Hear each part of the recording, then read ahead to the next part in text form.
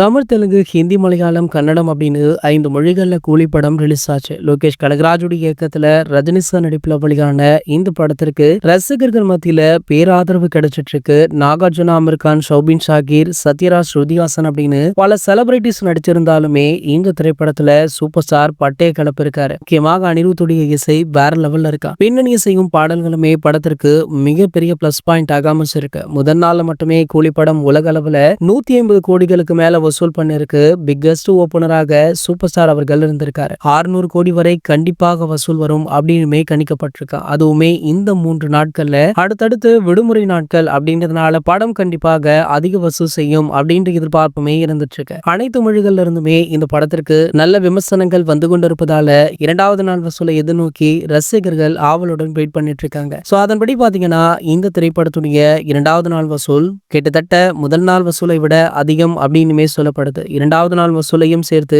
கூலி திரைப்படம் இதுவரைக்குமே 350 கோடிகளுக்கு மேல வசூல் பண்ணிருக்கா. இது ஒரு மிகப்பெரிய சாதனையாக பார்க்கப்படுவதால சூப்பர் ஸ்டார் ரஜினிகாந்த் அவர்களுக்கு இந்த படத்துடைய தயாரிப்பாளரான நம்ம கலாநிதி மாறன் அவர்கள் பிரம்மாண்ட பங்களா ஒன்றை கிஃப்ட் பண்ணலாம்னு இருக்காரா. சோ முன்பு அதாவது ஜெயிலர் திரைப்படத்தின் போது சூப்பர் ஸ்டார் ரஜினிகாந்த் அவர்களுக்கு விலை உயர்ந்த கார பரிசாக கொடுத்தாரு. இதனடுத்து தற்போது கூலி திரைப்படத்திற்காக பிரம்மாண்ட வீடு ஒன்று கொடுக்க உள்ளார் அப்படின்ற இந்த தகவல் பலருக்குமே அதிர்ச்சியையும் சூப்பர் ஸ்டார் ரசிகர்களுக்கு மகிழ்ச்சியுமே கொடுத்திருக்கு. இது போன்ற செய்திகளை பற்றி நீங்க உடனே தெரிஞ்சுக்க நம்மளுடைய ட்ரெண்ட் செட்டர் சேனலை மறக்காம சப்ஸ்கிரைப் பண்ணிக்கோங்க.